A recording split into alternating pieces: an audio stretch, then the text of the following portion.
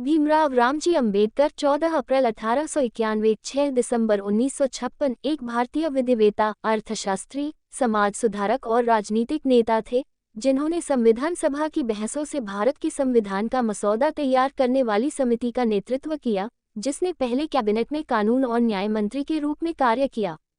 जवाहरलाल नेहरू और हिंदू धर्म को त्यागने के बाद दलित बौद्ध आंदोलन को प्रेरित किया।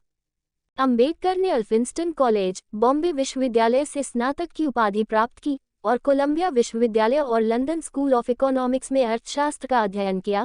क्रमशः 1927 और 1923 में डॉक्टरेट की उपाधि प्राप्त की और 1920 के दशक में किसी भी संस्थान में ऐसा करने वाले मुट्ठी भर भारतीय छात्रों में से थे।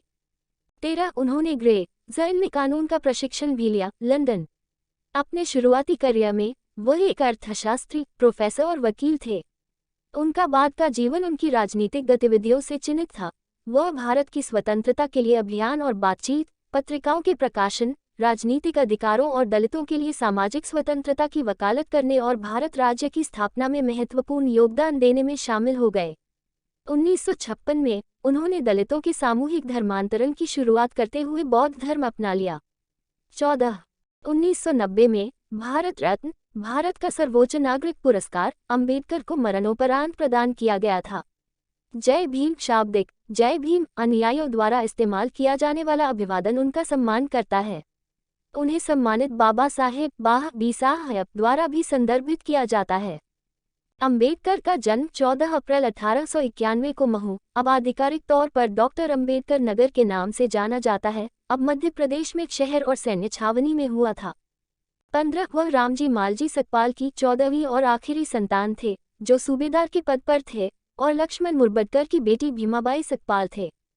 16 उनका परिवार आधुनिक महाराष्ट्र के रत्नागिरी जिले के अंबादावे मंदानगड तालुका शहर से मराठी पृष्ठभूमि का था। अंबेडकर का जन्म एक महार दलित जाति में हुआ था, जिनके साथ ऐसा व्यवहार किया जाता था छूत और सामाजिक आर्थिक भेदभाव के अधीन।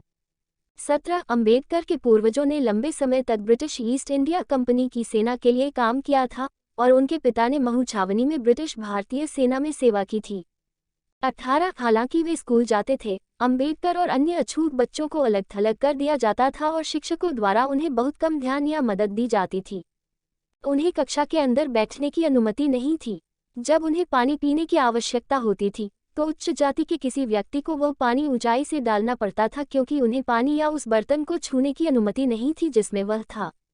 यह कार्य आमतौर पर युवा अंबेडकर के लिए स्कूल के चपरासी द्वारा किया जाता था, और यदि चपरासी उपलब्ध नहीं होता तो उसे बिना पानी के जाना पड़ता था। उन्होंने बाद में अपने लेखन में स्थिति को नो चपरासी नो वाटर के रूप में वर्णित किया। 19 उसे एक बोरी पर बैठना पड़ता था जिसे वह अपने साथ घर ले जाता था। 20 रामजी सकपाल 1894 में सेवानिवृत्त हुए और परिवार 2 साल बाद सतारा चला गया। उनके इस कदम के कुछ ही समय बाद अंबेडकर की मां की मृत्यु हो गई। बच्चों की देखभाल उनकी मौसी ने की थी और वे कठिन परिस्थितियों में रहते थे। अंबेडकर के 3 बेटे बलराम, आनंदराव और भीमराव और 2 बेटियां मंजुला और तुलासा बच गईं। अपने भाइयों और बहनों में से केवल अंबेडकर ने ही परीक्षा दी और हाई स्कूल गए। उनका मूल उपनाम सकपाल था, लेकिन उनके पिता ने स्कूल में उनका नाम अंबादावेकर के रूप में दर्ज कराया, जिसका अर्थ है कि वे रत्नागिरी जिले के अपने पैतृक गांव अंबादावे से आते हैं। 21 22 23 24 उनका मराठी ब्राह्मण शिक्षक कृष्णजी केशव अंबेडकर ने स्कूल के रिकॉर्ड में अपना उपनाम अंबादावेकर से बदलकर अपना उपनाम अंबेडकर कर लिया।